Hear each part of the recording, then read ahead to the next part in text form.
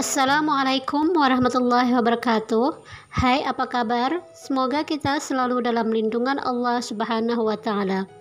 Pada video kali ini kita akan membahas tentang zat aditif dan zat adiktif, materi IPA SMP kelas 8 semester 1. Zat aditif dan zat adiktif.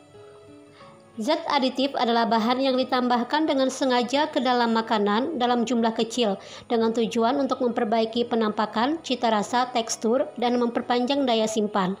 Selain itu dapat meningkatkan nilai gizi seperti protein, mineral, dan vitamin.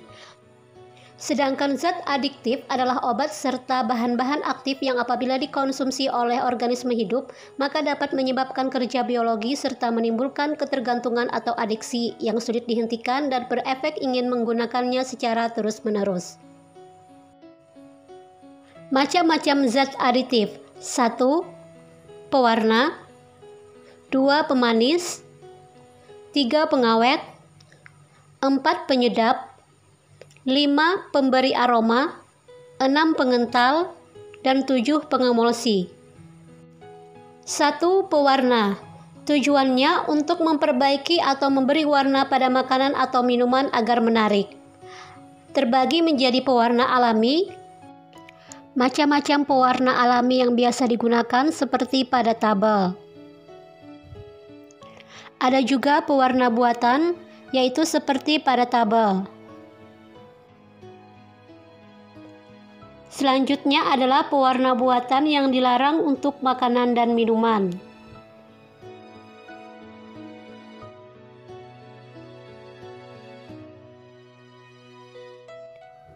Dua, pemanis.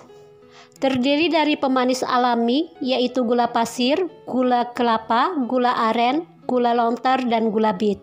Ada juga pemanis buatan seperti pada tabel. Tabel menunjukkan perbandingan tingkat kemanisan pemanis buatan jika dibandingkan dengan gula pasir.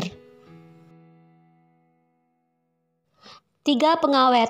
Berfungsi untuk menghambat kerusakan makanan atau minuman yang disebabkan oleh mikroorganisme, reaksi kimia seperti pengasaman, oksidasi, pencoklatan, dan reaksi enzimatis.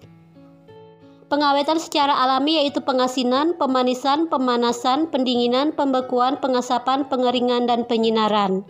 Adapun pengawet buatan seperti pada tabel berikut.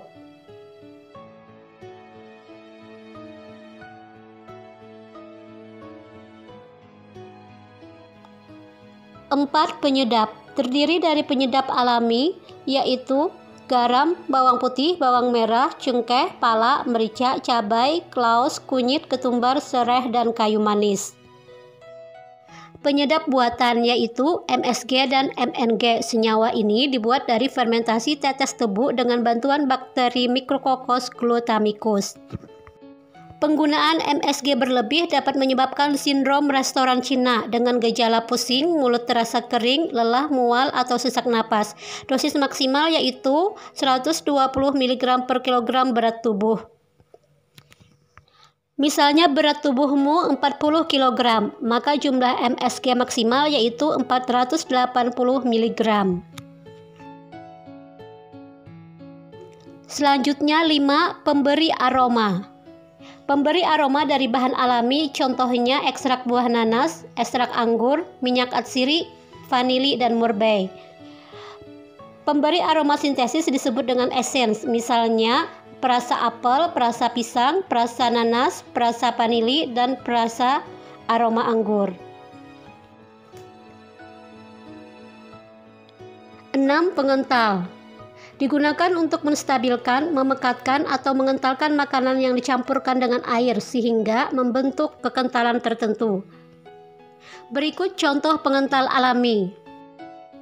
7. Pengemulsi, yaitu bahan tambahan yang dapat mempertahankan penyebaran lemak dalam air dan sebaliknya. Contoh pengemulsi adalah lecitin yang terdapat pada kuning telur dan kedelai. Lecitin banyak digunakan pada mayones dan mentega. Apabila tidak ditambahkan zat pengemulsi, lemak dan air pada mentega dan mayones akan terpisah. Selanjutnya kita bahas zat adiktif.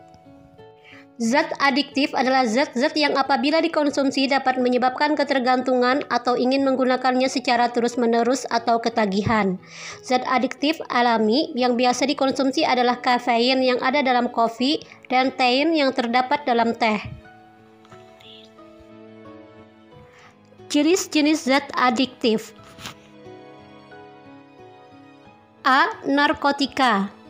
Penggunaan narkotika tanpa pengawasan dokter adalah melanggar hukum.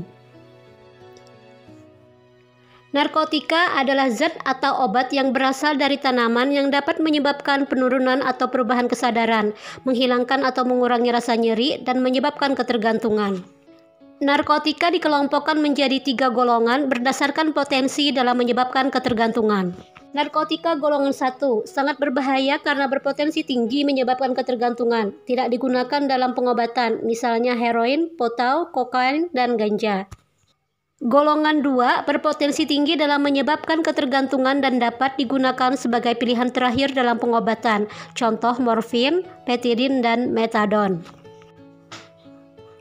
Golongan 3 berpotensi ringan dalam menyebabkan ketergantungan dan banyak digunakan dalam pengobatan, misalnya kodein.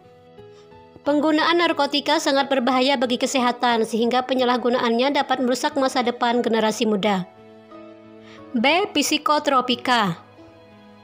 Merupakan obat yang berkhasiat psikoaktif yang mempengaruhi mental dan perilaku seseorang. Penggunaannya harus sesuai dengan resep dokter.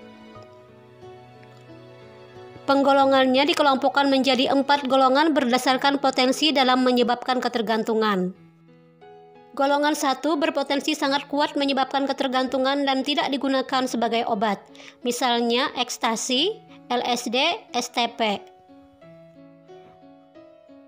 Golongan 2 berpotensi kuat menyebabkan ketergantungan dan sangat terbatas digunakan sebagai obat, misalnya amfetamin, metamfetamin, fenisiklidin, dan Ritalin.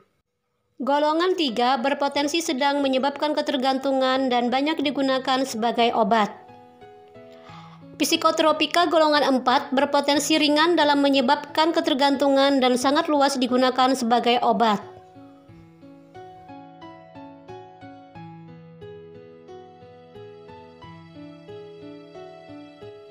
C. Zat psikoaktif lainnya, yaitu zat yang berpengaruh terhadap kerja sistem saraf pusat jika disalahgunakan atau dikonsumsi dalam jumlah besar dan dapat menimbulkan dampak yang berbahaya bagi kesehatan tubuh.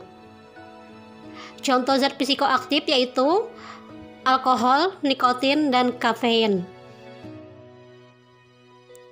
Bila seseorang meminum alkohol, maka kandungan alkohol dalam darahnya tinggi, menyebabkan orang itu mabuk dan mengalami penurunan kesadaran.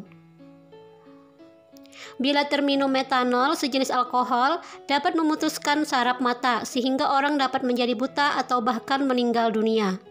Nikotin terdapat dalam daun tembakau. Daun tembakau biasanya digunakan dalam pembuatan rokok, sehingga orang yang merokok tahan kantuk dan lebih aktif. Merokok berbahaya bagi kesehatan karena dapat menyebabkan kanker tenggorokan dan kanker paru-paru. Berikut kandungan zat berbahaya dalam rokok. Adapun kafein terdapat dalam kopi dan juga dalam teh walau dalam jumlah sedikit. Kafein tidak ada larangan dalam penggunaannya. Kopi dikonsumsi agar tidak mengantuk. Mengonsumsi kopi tidak dilarang tetapi tidak dianjurkan untuk dikonsumsi secara berlebihan. Zat adiktif juga dapat dikelompokkan berdasarkan pengaruhnya terhadap tubuh, yaitu stimulan. Merupakan zat adiktif yang dapat meningkatkan aktivitas sistem saraf pusat dan fungsi organ tubuh lainnya, seperti meningkatkan detak jantung, laju pernapasan, tekanan darah. Sedatif atau dikenal dengan depresan memiliki efek berkebalikan dengan menghambat aktivitas sistem saraf pusat atau fungsi organ tubuh lainnya. Depresan akan menurunkan kesadaran dan menyebabkan rasa kantuk, menurunkan tekanan darah, memperlambat detak jantung, dan membuat otot lebih rileks. Halusinogen merupakan zat adiktif yang memberikan efek halusinasi atau khayal. Berikut contoh halusinogen.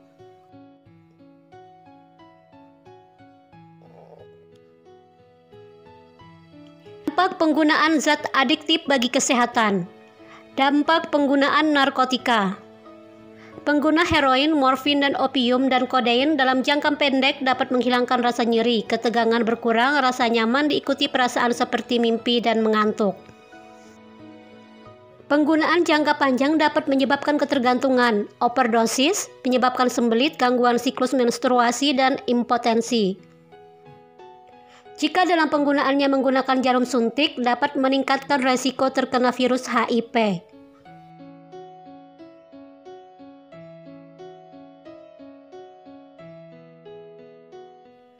Efek jangka pendek penggunaan ganja yaitu akan timbul rasa cemas dan gembira menjadi satu, banyak bicara, tertawa, halusinasi, berubahnya perasaan waktu, meningkatnya denyut jantung, mata merah, mulut dan tenggorokan kering.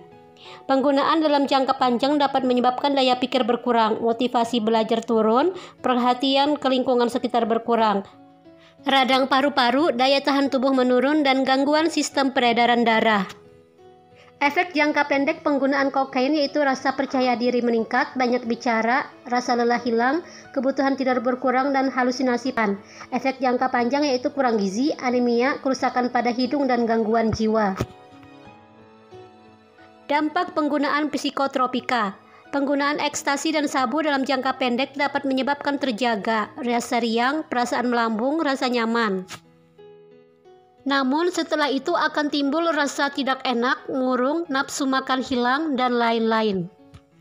Efek jangka panjang menyebabkan kurang gizi, anemia, penyakit jantung, gangguan jiwa, bahkan dapat menyebabkan stroke dan kematian. Berikut dampak negatif penggunaan Nipam atau Nitrazepam.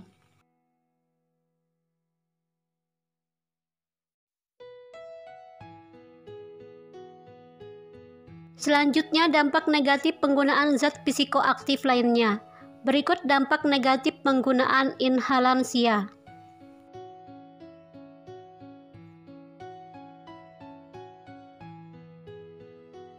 Penggunaan alkohol dapat menyebabkan mabuk, jalan sempoyongan, dan keinginan untuk merusak. Berikut bahaya alkohol untuk jangka panjang.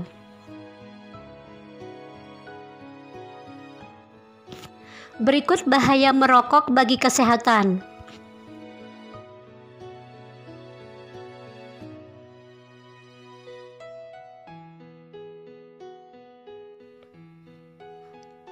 Selanjutnya, upaya pencegahan diri dari bahaya narkoba. 1. Mengenal dan menilai diri sendiri. 2. Meningkatkan harga diri. 3. Meningkatkan rasa percaya diri.